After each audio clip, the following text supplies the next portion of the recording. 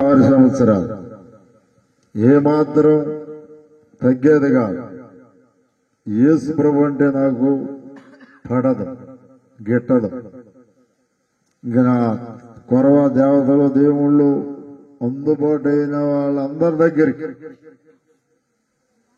పోవడం రావడం, మాంత్రికులు చేసుకొచ్చి పోగు చేపేయడం, కోళ్లు కోయడం, బొచ్చులు తీయడం, రకరకాలుగా అన్ని చేసుకుంటా వచ్చాం. కానీ స్వస్థత మాత్రం లేదు. స్వస్థత మాత్రం జరిగేది కాదు. దర్గాకు పోయి ఆడ కూడా ఒక 6 సంవత్సరాలు కొనసాగడం జరిగింది. ఆడ కూడా తగ్గల. యేసయ్య అంటే పనికిరాదు. యేసయ్య అంటే ఎందుకు పనికిరాదంటే ఆ కలవరికి సిలువలో ఆ తల మీద నుంచి కింద దాకా రక్తపు గాయాలు, రక్తం కారటం, ఇది ఎందుకో నాకు ఆ సమయంలో అసంగం వేసేది. అసంగంగా ఇదేంది, ఈ దేవుడు ఎట్ట అవుతాడు అంటే సంపూర్ణంగా తెలియదు కదా మరి అని అట్లా అసంగ పడుతూ ఉండేవాడిని. ఇక ఆయన తప్ప ఇక నా కొరవ అంతా తిరుగుతూ చేస్తూ కొనసాగేది. అయితే మా పెదమ్మే సొంతంగా మా అమ్మ అక్కే వచ్చి చెప్పింది కూడా. ఇలా ఇంకా కొంతమంది పాలిపోళ్ళు వచ్చి చెప్పడం జరిగేది. నేను మంచం మీద కూర్చొని వాళ్ళు కింద కూర్చొని, అయ్యా యేసు ప్రభు దగ్గరికి రా, నీకింకా అంటే వాళ్ళు అన్నమాట ఆ సమయంలో, నీకింకా పోద్ది, దేవుడు తీసేస్తాడు అని చెప్పినప్పుడు కూడా పో మాకు దేవుళ్ళు చాలా మంది ఉన్నారు, మా దేవుళ్ళు చేతుల్లో ఆ చక్రాలు ఉన్నాయి, శంకులు ఉన్నాయి, రకరకాల కత్తులు ఉన్నాయి, ఆయన చేతుల్లో ఏమీ లేవు వింటున్నారా? చెవిగడిగలయ్యా ఏమీ లేవు, రక్తం కారుకొని అసంగంగా నాకు అవసరం లేదు ఇట్లాగా అన్న వ్యక్తిని నేను. ఆయన దెబ్బ కొరవది నాకు అందుబాటు అయిన కాడికి తిరిగిన వాడిని. ఇలా కొనసాగిపోతున్నప్పుడు నా జీవితం ఎలా మారుతా వచ్చింది అంటే కింకిమేనా ఈ ఆహారం లేక, ఆహారం నీళ్లు తాగితే వాంతికి వచ్చేది, అసహ్యం అనిపిస్తుండేది. అయితే ఆ విధంగా కొనసాగిపోతూ ఉన్నప్పుడు ఒక మాట మైకాలో వినపడేది. ఇప్పుడు బాగా వీడుతున్నాయి, చనిపోతానేమో అనే ఆ స్థితిలోనికి వచ్చేసి. అయితే ఆ సమయంలో ఏం జరిగిందంటే ఒక మైక ద్వారా అంటే ఆరం ద్వారా మాట ఒకటి బయలుదేరింది, యేసుప్రభు మాట. అదేం మాట అంటే దేవుడైనోడు మానవుడికి సమాధానం చెప్పాలి. దేవుడైనోడు మానవుడికి సమాధానం చెప్పాలి అనే మాట నేను విన్నా. ఆ మాట నాకు ఎంతో బలమైందిగానో న్యాయమైందిగానో అనిపించింది. అవును కదా, దేవుడైనోడు మానవుడికి సమాధానం చెప్పాలి అంటే మానవుడు ఏమడుగుతున్నాడు? నా బాధను తీసేయి, నా కష్టాన్ని తీసేయి అని ఆ మార్గంలో ఆ మాటల్లో పోతూ ఉంటాడు. ప్రతి మనుషుడు బాధల్లో ఉన్నప్పుడు ఆ విధంగా అడుగుతాడు. అడిగినప్పుడు దేవుడైనోడు ఆ మానవుడి దగ్గరికి వచ్చి సమాధానం చెప్పాలా లేదా? నిజదేవుడైనోడు మానవుడు అడిగిన దానికి నేనుండాను, నీకు తోడుగా ఉండాను, నీ రోగాన్ని తీసేస్తాను, నిన్ను కాపాడుతాను, నిన్ను పరలోకం చేరుస్తాను, నరకానికి పోనీను అని ఈ విధంగా సమాధానం చెప్పాలా లేదా? దేవుడైనోడు అంటే ఆడు చెప్పడిన మాట. దేవుడైనోడు మానవుడికి సమాధానం చెప్పాలన్న మాట నేను గట్టిగా పట్టుకోను.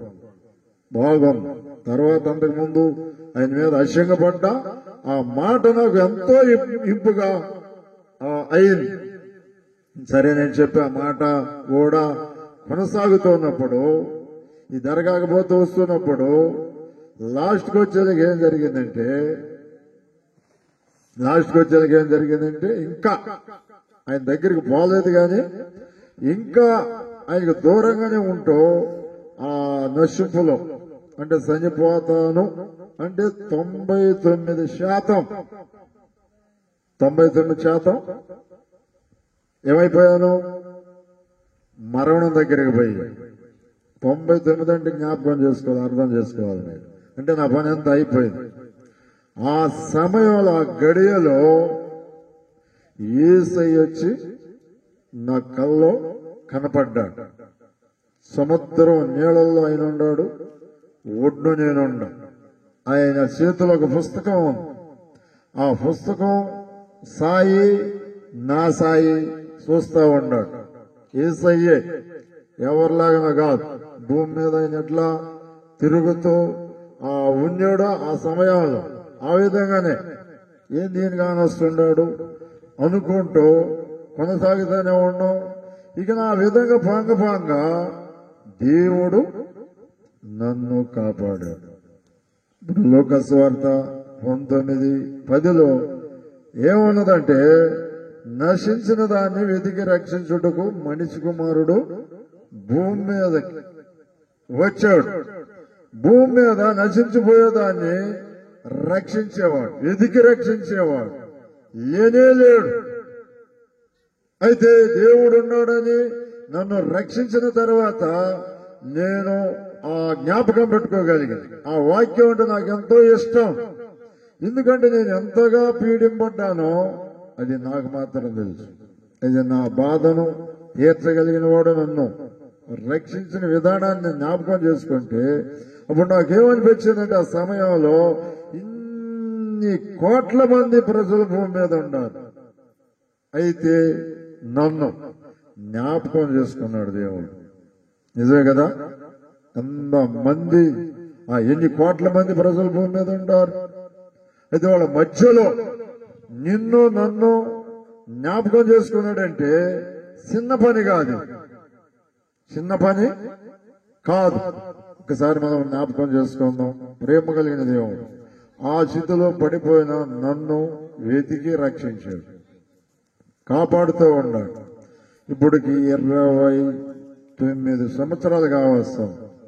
తర్వాత ఆ శాతపడి చేసిన శక్తుల విషయంలో ప్రార్థన చేస్తూ పోయేవాడు. ప్రార్థన చేస్తూ కొనసాగుతున్నప్పుడు కొన్ని శక్తుల్ని నేనే నరికేసేవాడు, కాల్చేసేవాడు. విమానాల్లో కూడా బయలుదేరలేదు శక్తులు. అయితే దేవుడు సన్నిధిలో ఆయన్ని దేవుడు కాల్చేసేవాడు.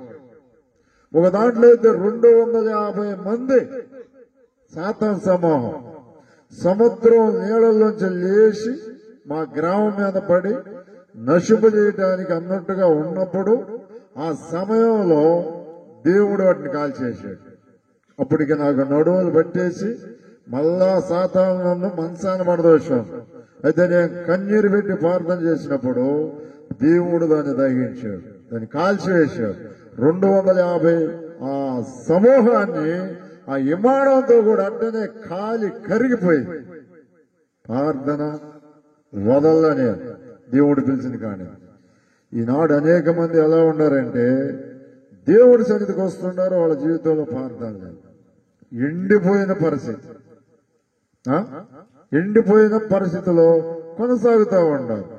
అయితే మాంత్రికుడు కూడా ఏమైపోయాడంటే, నేను ముందు పోతున్నా వెనక చూసి వీడు సామాన్యుడు కాదని ఒప్పుకున్నాడు. అర్థమవుతుందా? ఇప్పుడు 99 శక్తులంటే చిన్న పని కాదు. ఒక దెయ్యాన్ని పోగొట్టుకునేదానికి ఎంతో ప్రయాసపడతారు, పరుగులెత్తుతారు, అయినేళ్ళు పడదు. మరి 99 శక్తుల్ని జయించడానికి చాలా టైం పట్టింది. ఇప్పుడు ప్రార్థనలో గడిపాం.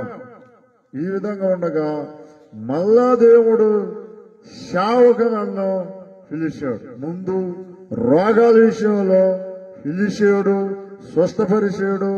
తర్వాత సేవ విషయంలో కూడా పిలిచినప్పుడు నేను సేవ చేయలేను చెప్పి నా వల్ల కాదు. ఎందుకు చెప్పానంటే, కొంతమంది సేవకులు సరిగా సేవ చేయనందున, సరిగా దేవుడి సన్నిధిలో ఉండనందున ఆ సేవ అవసరం లేదులే అన్నట్టుగా.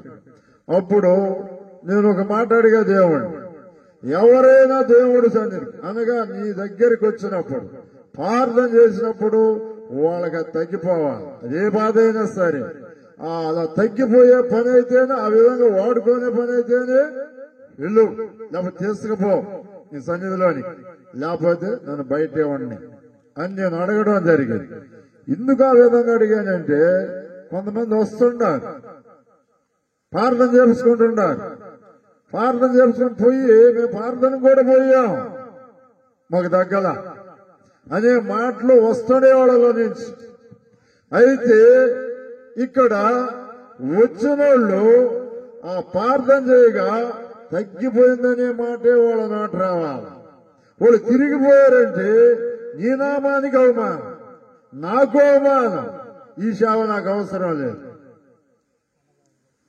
చెప్పొకసారి గట్టిగలయ్యా, గట్టిగలయ్యా అని అడిగినప్పుడు గుంటూరు ఏసనలాగొచ్చి నా కుడి చేయి పట్టుకొని రోగుల మీద చేతులు పెడుతూ ఉండగా పోతా ఉండారు.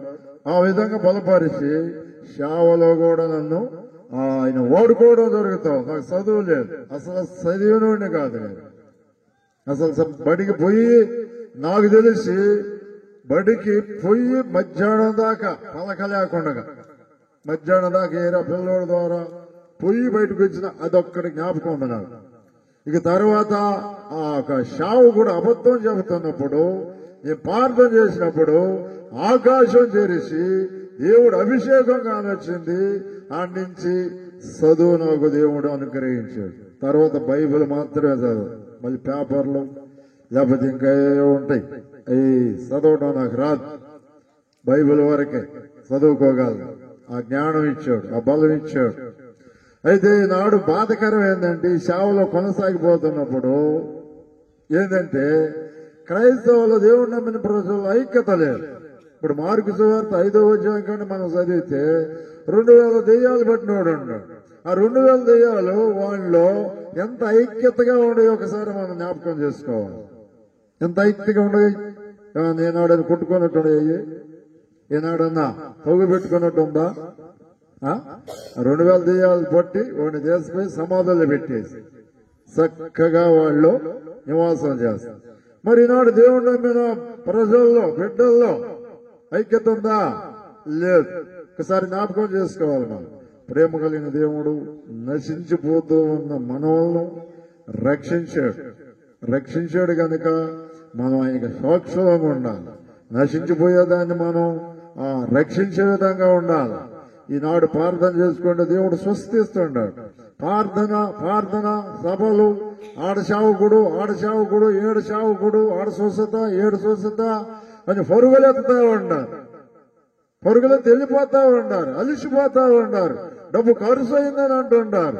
దేవుడు నీ నోట్లోనే స్వస్థత పెట్టాడు. చెప్పు గట్టిగలయ్యా.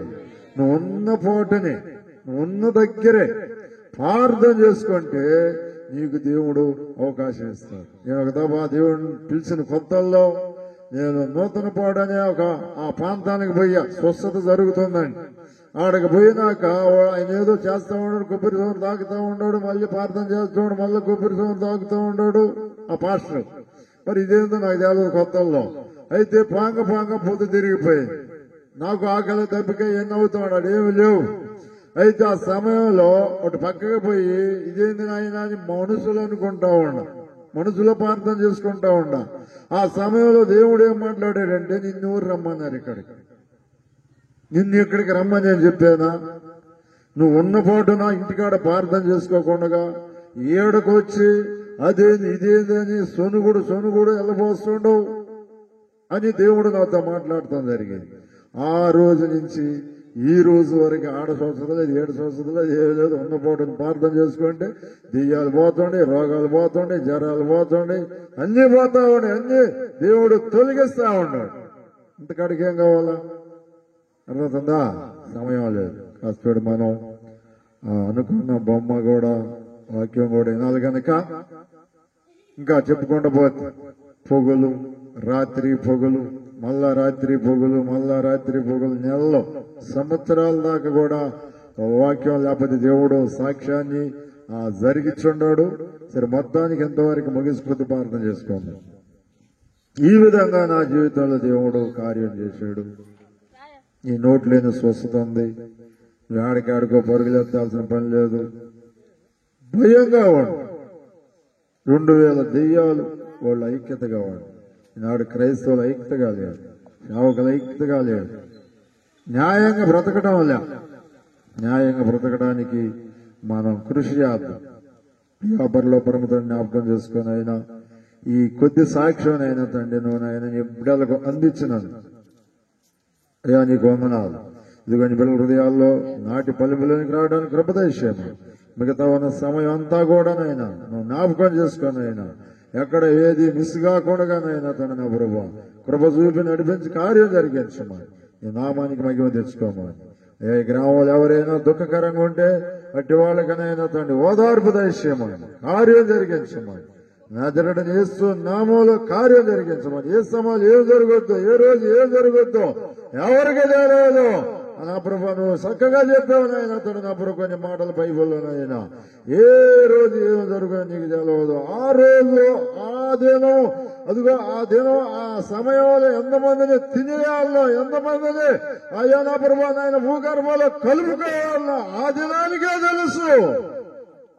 మీ మట్టుకైతే మీరు జాగ్రత్తగా ఉండమని నీ ప్రజలతో భూ ప్రజలతో హెచ్చరిక చేస్తానే ఉండవు. దయగల మా తండ్రి జ్ఞాపకం చేసుకో. నువ్వు మా పట్ల చేసిన కార్యాన్ని ఇంతవరకు దాకా అయ్యా ప్రకటించడం జ్ఞాపకం చేసుకో. కార్యం జరిగింది. నామానికి మహిమ తెచ్చుకోమని నజరేయుడైన యేసు నామమున అడుగుచున్నాం పరమ తండ్రి. ఆమేన్. సమయాన్ని